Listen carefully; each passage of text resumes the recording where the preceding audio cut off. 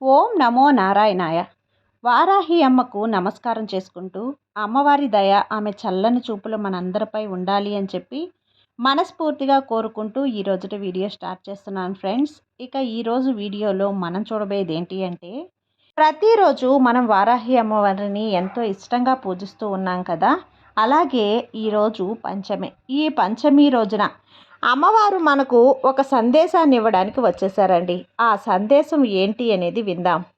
బిడ్డ, ఈ మాట నీ కోసం, నా ముద్దు బిడ్డకు ముత్యం లాంటి మాట చెబుతున్నాను తల్లి. నిర్లక్ష్యం చెయ్యకుండా విను. ఈరోజు ఈ మంచి మాట ఎలాంటి అనుమానం లేకుండా విను. ఏ విధమైన భయం లేకుండా విను. ఎందుకంటే ఇది నీకైన మంచి మాట. కాబట్టి ఇది వట్టి మాట కాదమ్మా. నీకు నీ బాధను, నీ కష్టాల్ని నీకు దూరం చేసేటువంటి మాట. మాట మాత్రమే కాదు, నీకు ధైర్యాన్ని ఇచ్చేటువంటి మాట కూడా. విను బిడ్డ, నీ మనసులో బాధలన్నీ తీరే మాట ఇది.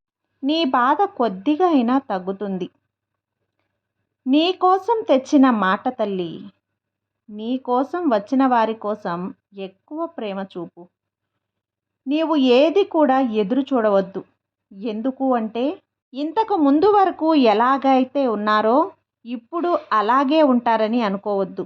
ఈ లోకంలో రకరకాల మనుషులు ఉంటారు. దేనికోసమైనా, ఎవరి కోసమైనా కొద్దిగా తక్కువ ఎదురు చూసావంటే చాలు, నువ్వు ప్రశాంతంగా ఉంటావు.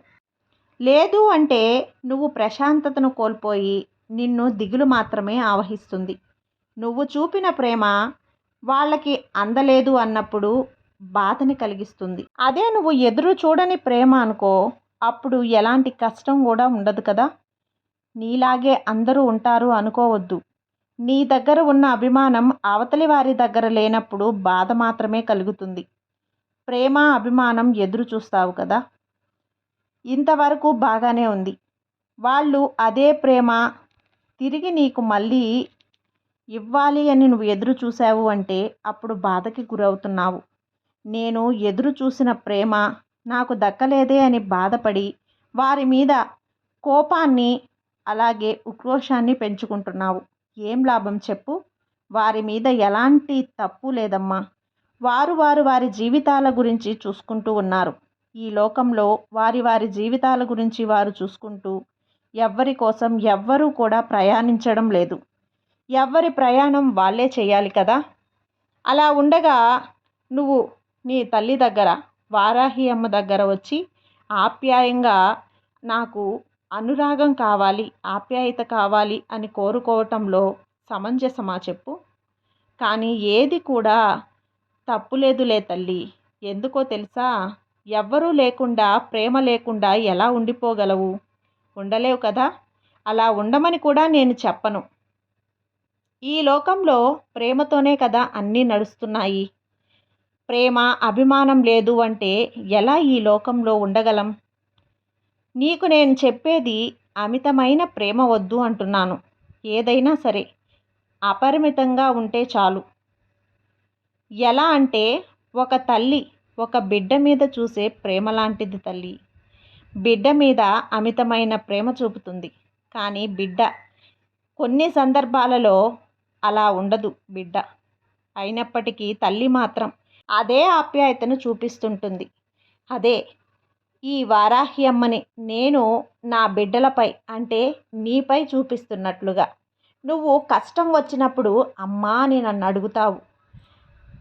అదే నా బిడ్డవైన నిన్ను కష్టంలోనూ, ఆనందంలోనూ, అన్నింటిలోనూ నిన్ను కాచుకుని ఉంటాను. నా బిడ్డ సంతోషంగా ఉందా లేదా అని నేను చూస్తూనే ఉంటాను కదా. నీకు కష్టం వచ్చినప్పుడు అమ్మా అని పిలుస్తావు. అలాంటప్పుడు క్షణంలో నీ పక్కన చేరి నీ సమస్యను, నీ దుఃఖాన్ని తీరుస్తున్నాను.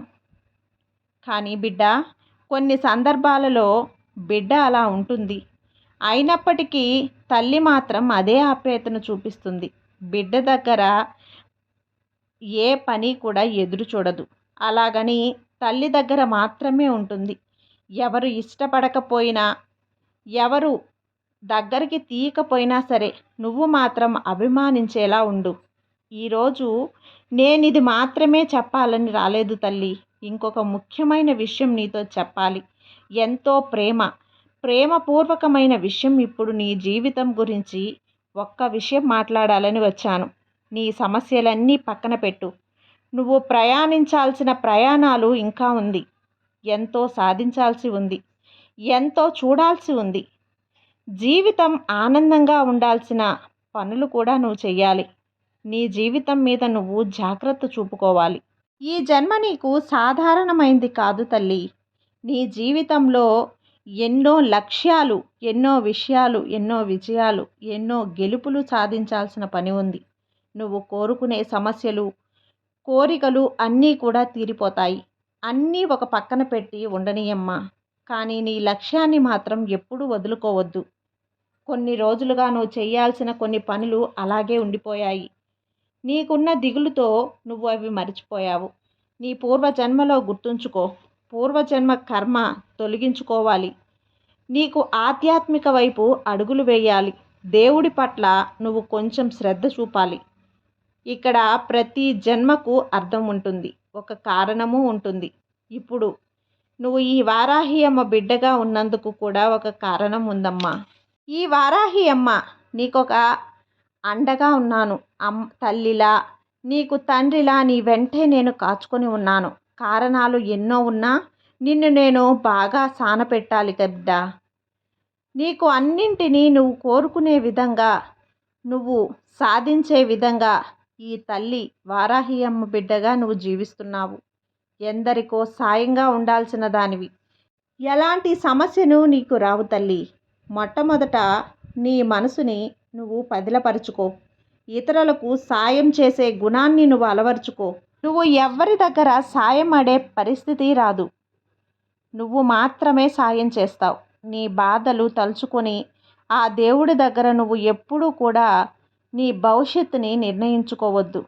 నీకు చక్కగా, నీకు అమ్మగా, తల్లిగా ఎప్పుడూ నీ వెంట నీకొక బలంలా నేనుంటాను.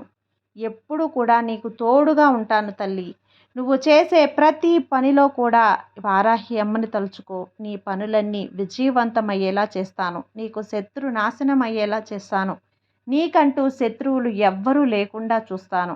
నా బిడ్డ ఎప్పుడు కూడా సంతోషంగా ఉండేలా చూస్తానమ్మా. ఈ అమ్మ మాట ఎప్పుడు తప్పను. నా బిడ్డ సంతోషంగా ఉంటేనే కదా నాకు ఆనందం. సర్వేజన సుఖినో భవంతు. జై వారాహి మాత.